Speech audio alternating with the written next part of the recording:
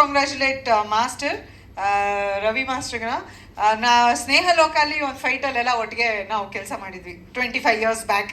So ಇವತ್ತು ಇದರಲ್ಲಿ ನಾನು ಫೈಟ್ ನೋಡಿದಾಗ really hats off to you master, ನಿಮ್ಮ ಕೊರಿಯೋಗ್ರಫಿಗೆ, ಆ್ಯಂಡ್ ಹ್ಯಾಟ್ಸ್ ಆಫ್ ಟು ಹರ್.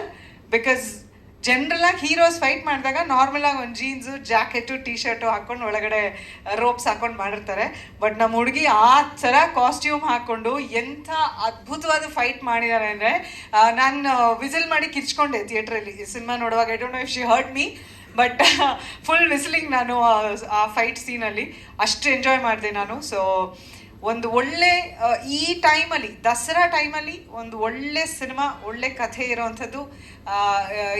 ಈ ಒಂದು ಏನು ದೇವಿನ ನಾವು 10 ದಿನ ನಾವು ಆಕೆನ ಪೂಜಿಸಿ ನಾವು ಇಷ್ಟು ಸಂಭ್ರಮಿಸ್ತೀವಿ. ಅಂಥ ಸಮಯದಲ್ಲಿ ಒಂದು ಒಳ್ಳೆ ಆ ದೇವಿ ಶಕ್ತಿ ಇರೋವಂಥ ಒಂದು ಸಿನಿಮಾನ ಜೈ ತರ್ತಿದ್ದಾರೆ. ಸೊ ಅವ್ರ ಇಡೀ ತಂಡಕ್ಕೆ ನನ್ನ ಕಡೆಯಿಂದ ಬೆಸ್ಟ್ ವಿಶಸ್ನ ಹೇಳಕ್ಕೆ ಇಷ್ಟಪಡ್ತೀನಿ. ಹಾಗೆ ನಿಮ್ಮೆಲ್ಲರ ಸಪೋರ್ಟ್ ನಮ್ಮ ಇಡೀ ತಂಡದ ಮೇಲೆ ಇರಲಿ. ರಾಧಿಕಾ ಹೇಳ್ದಾಗೆ ಒಂದು ಒಳ್ಳೆ ಸಿನಿಮಾ ಮಾಡೋದು ಒಂದು ಕಡೆ, ಆ ಸಿನಿಮಾನ ಕರೆಕ್ಟಾಗಿ ಜನರಿಗೆ ಆ ವಿಷಯ ಮುಟ್ಸೋದು ಇನ್ನೊಂದು ಕಡೆ, ಅದಾದ್ಮೇಲೆ ಜನ ಥಿಯೇಟ್ರಿಗೆ ಬರೋದು ನೆಕ್ಸ್ಟ್ ಪಾರ್ಟ್. ಸೊ ಜನರಿಗೆ ಆ ವಿಷಯವನ್ನು ತಿಳಿಸಿ ನೀವು ನಮ್ಮ ಇಡೀ ತಂಡಕ್ಕೆ ಸಪೋರ್ಟ್ ಮಾಡೋಕ್ಕೆ ಎಲ್ಲರೂ ಇಲ್ಲಿ ಬಂದಿದ್ದೀರಾ. So thank you.